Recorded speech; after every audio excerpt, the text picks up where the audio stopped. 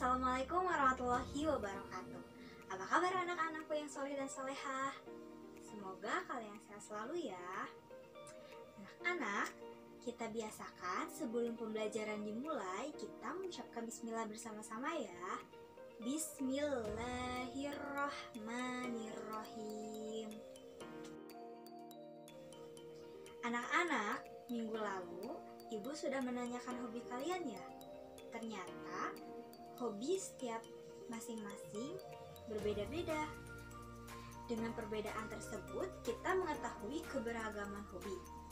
Nah, kalau minggu lalu, Ibu membahas mengenai manfaat hidup rukun dalam keberagaman di sekolah.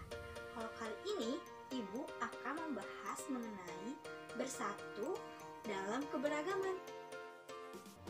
Untuk tujuan pembelajaran, yang pertama, peserta didik mampu menjelaskan makna isi dan lambang Pancasila. Yang kedua, peserta didik mampu menjelaskan cara menjaga persatuan dan kesatuan.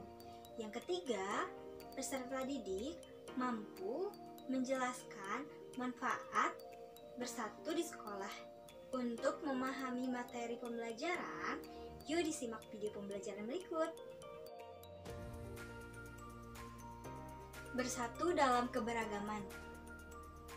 Seperti bunyi Pancasila yang ketiga, yaitu Persatuan Indonesia. Saling menyayangi dan menghargai teman agar tetap bersatu merupakan pengamalan Pancasila yang ketiga. Untuk lambang Pancasila yang ketiga, apa coba anak-anak?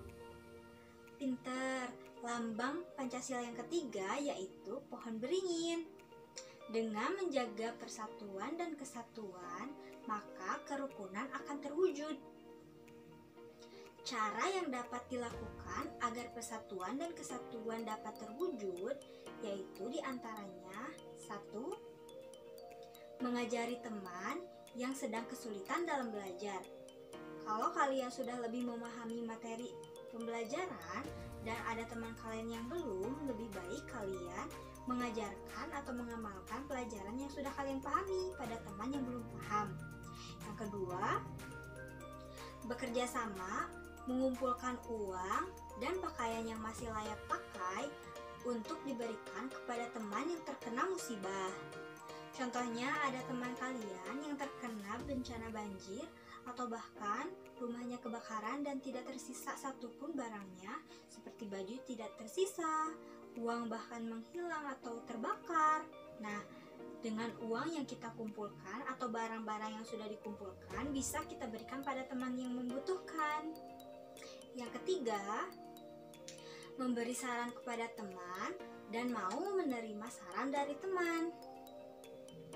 Nah, cara yang baik saat menerima atau memberi saran yaitu yang pertama, saat teman melakukan kesalahan, ingatkan dan berikan saran dengan baik. Yang kedua,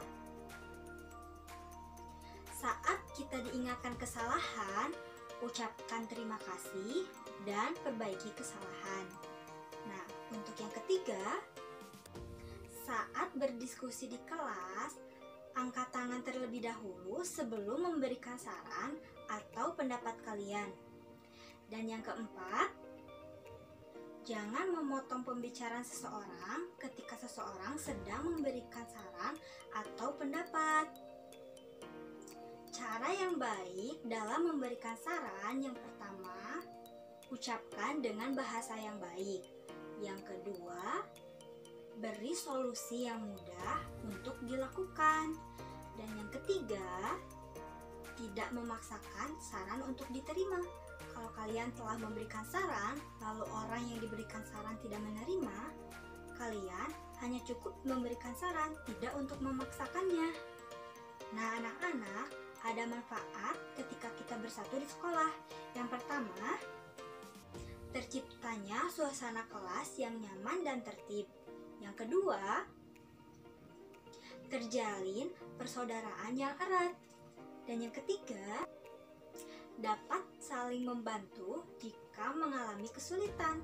Dan yang keempat, yang terakhir, mencegah terjadinya perselisihan. Anak-anak ternyata bersatu dalam keberagaman itu sangat menyenangkan ya. Nah, Ibu akan menugaskan, coba kalian membuat cerita pengalaman kalian saat bekerja sama dengan teman kalian. Minimal 6 kalimat sampai 10 kalimat ya anak-anak. Jika sudah dikerjakan, difotokan lalu dikirim ke Ibu ya.